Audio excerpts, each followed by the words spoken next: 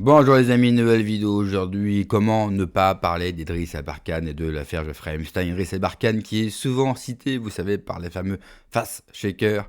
Idriss Aberkan qui est souvent traité de complotiste dans les médias mainstream. Et bien, encore une fois, Idriss Aberkan et nous tous, les vilains complots sur Internet, eh bien, on avait raison surtout et ils vont avoir du mal, bien sûr, à nous vendre la pilule de Célérus. Vous l'avez sûrement vu depuis quelques heures et quelques jours, eh bien, ils accusent la Russie dans l'affaire Jeffrey Epstein. Et oui, Jeffrey Epstein n'était pas un agent du Mossad et de la CIA, mais un vilain agent russe. Et oui, Poutine est derrière, décidément, toutes les catastrophes et tous les problèmes que nous connaissons dans le monde. Mais juste avant d'écouter Idriss Aberkan qui recevait Didier Maisto et Alexis Poulain, n'oubliez pas, j'ai besoin de votre soutien. Alors, abonnez-vous, le commentaire, le partage, le like, le boost, c'est extrêmement important pour la visibilité non seulement de la vidéo, mais de la chaîne. Allez, on les écoute et on en parle juste après. Bonsoir tout le monde, ce n'est que la partie émergée de l'iceberg. Si vous avez un pote complotiste, allez l'embrasser, allez lui faire vos excuses. Enfin, si vous nous écoutez, je pense que vous n'avez pas beaucoup d'excuses à lui faire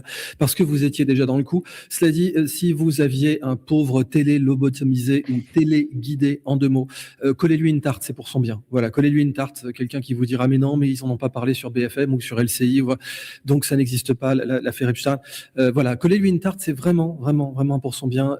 Il ou elle vous remerciera par la suite parce que il ou elle en aura grandement besoin.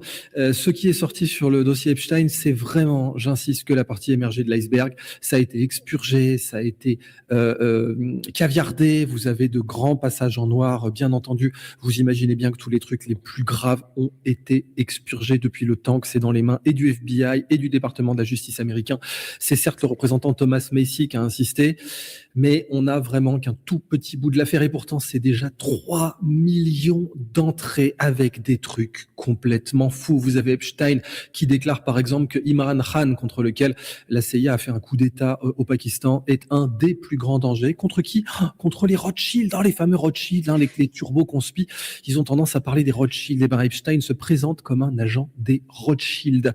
Alors comme dirait Dieudonné, qui lui aussi est cité d'ailleurs, on a Ariane de Rothschild qui dit ce serait bien d'organiser quelque chose contre lui. Oh, une semaine plus tard, Manuel Valls met le paquet contre lui. Bon, les Rothschild, comme dirait Dieudonné donc, au-dessus, c'est le soleil. Ce en parlant de quoi, c'est peut-être même un cran au-dessus du Mossad. On va en reparler. Certes, le Mossad était au courant, mais alors, les services de renseignement des Rothschild, c'est encore une gamme au-dessus. Et là aussi, on va en parler. Quoi qu'il en soit, ça vous balance tranquillement le dossier français. Pas tout, évidemment, mais bon, Epstein avait un appartement avenue Foch. Alors, on apprend qu'il barbotait avec des très très proches du monsieur censure d'Emmanuel Macron, Gérald Bronner.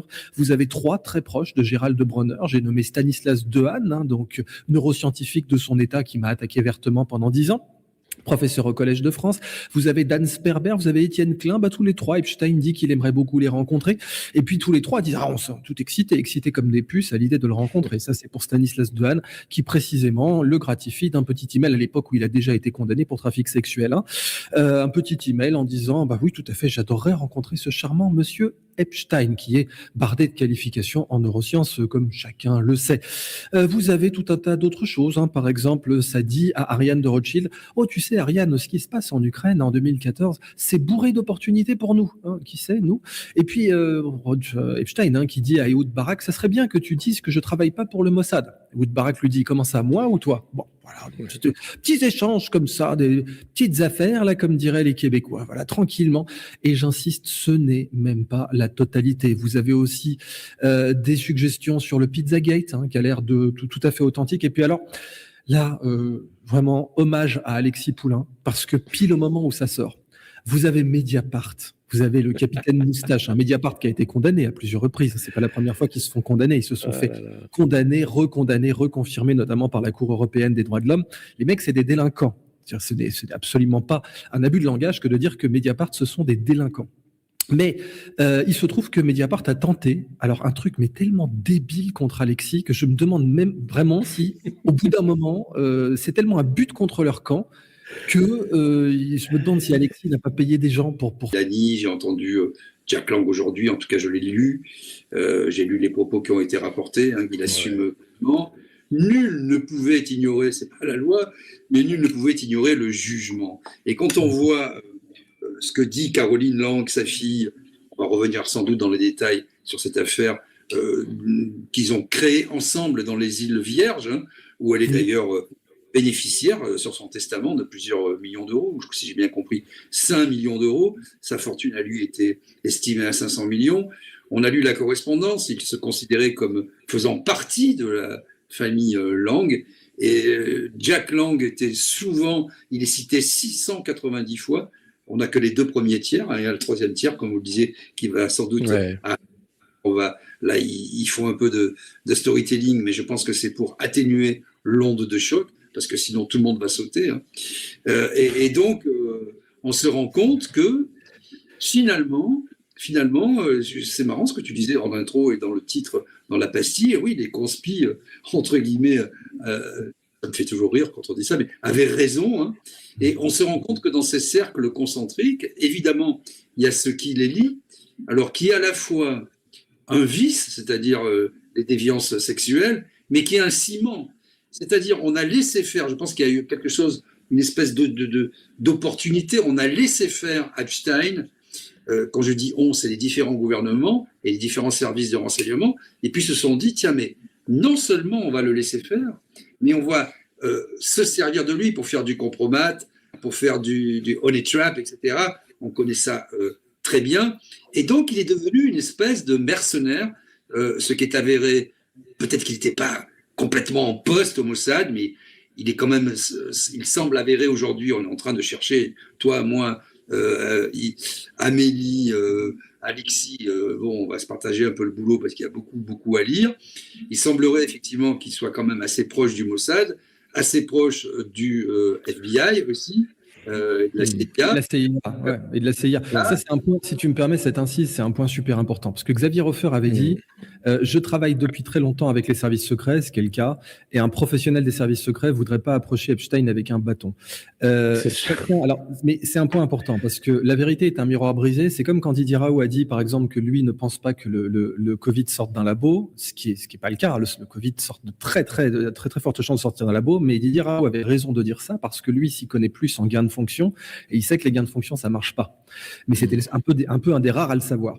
Xavier Hofer avait raison de dire ce qu'il a dit sur Epstein, et je vais vous donner des éléments. Ce qui est sûr, c'est que le Mossad l'a su très rapidement ce que faisait Epstein et lui a fourni des moyens, mais des cellules seulement précisément du Mossad. Il y a même eu une sorte de guerre civile au sein de l'institut, puisque le Mossad, ça veut dire institut, avec Barak d'un côté et Netanyahou de l'autre. Netanyahou qui a utilisé à fond ça pour déstabiliser Barak. Barak qui a utilisé à fond Epstein pour déstabiliser Netanyahou. D'ailleurs, il est possible qu'une partie des fuites, en tout cas c'est ce que disent les journalistes citoyens américains, viennent de Netanyahou, que ce soit les réseaux de Netanyahou qui aient demandé de les sortir pour foutre la pression sur Donald Trump pour qu'il attaque l'Iran. On a 5 journalistes citoyens américains qui ont dit ça. Et puis ça attaque les Rothschild aussi. En fait, les relations entre Netanyahou et les Rothschild sont pas bonnes, mais alors là on rentre dans des détails qui sont trop subtils, on va pas pouvoir les traiter dans cette émission. Je suis désolé, mais je vais pas être d'accord avec les théories d'Idriss Abarkan. Déjà, premier point, le Groenland. C'est marrant. Trump devait annexer le Groenland. On en parlait matin, midi et soir. Est-ce que vous avez entendu quelqu'un parler du Groenland ? Et l'Iran, la fameuse attaque sur l'Iran. Et là, on se demande aussi si Trump n'a pas envoyé la patate chaude avec le Groenland et l'Iran pour préparer justement la divulgation des documents sur l'affaire Epstein. On sait aussi que la politique américaine est tenue par un certain lobby d'une certaine communauté. Une certaine communauté qu'on ne fait que retrouver dans les documents de Jeffrey Epstein. Donc je ne vois pas la plus-value pour Israël, pour le Mossad et pour Benjamin Netanyahu de divulguer tous ces documents. On sait que depuis l'attaque du 7 octobre, Israël a une image très compliquée à travers le monde après ce qu'ils ont fait en Palestine, en Iran, au Liban, en Syrie. Et je ne vois pas l'avantage pour lui de divulguer de tels documents, surtout qu'à travers les documents, on ne parle que d'une certaine communauté. Un racisme crasse ressort des documents où il nous traite de goyim, de goy, de gens qui ne servent à rien et qu'il faut exploiter, en plus d'un racisme anti-noir. Donc je ne vois pas vraiment la plus-value pour un Israélien, pour les Israéliens, pour les Juifs tout court, de divulguer ce type de documents. En plus, dans les documents, il est écrit que Trump serait compromis et tenu par une certaine communauté.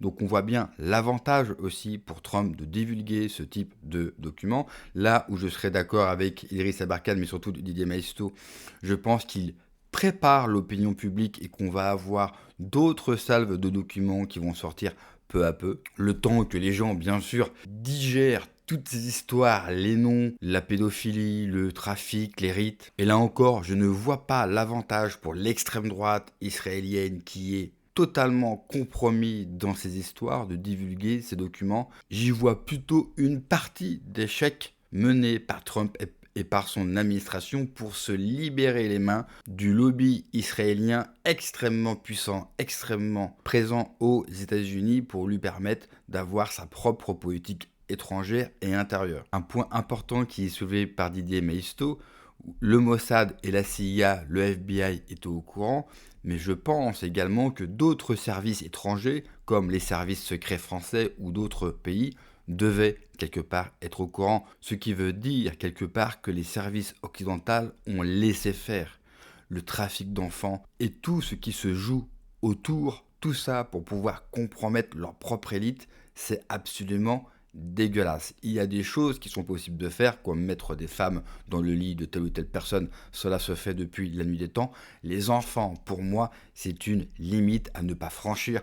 Surtout qu'il n'y a pas seulement des viols commis sur des enfants, mais il y a beaucoup plus, et c'est écrit noir sur blanc, bien sûr, dans les documents qui ont été déclassifiés. Et ça, moi, je ne peux pas l'entendre. Je pense aussi que les services secrets de différents pays occidentaux devraient prendre la parole. Il devrait y avoir des enquêtes. Bien sûr, j'ai bien peur qu'on n'aura jamais d'enquête et que les seules enquêtes qu'il y aura sur cette affaire se passeront comme d'habitude aux États-Unis. Quoi qu'on pense de ce pays, mine de rien là-bas, la parole, elle est libérés et eux, ils n'hésitent pas à nommer les choses, à dire les choses, à faire des enquêtes publiques.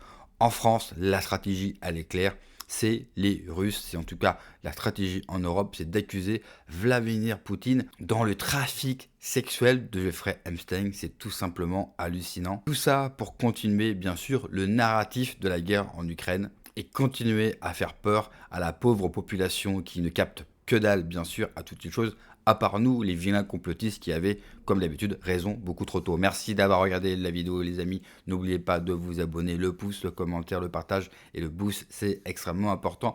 Prenez soin de vous, que Dieu vous protège. Allez, ciao.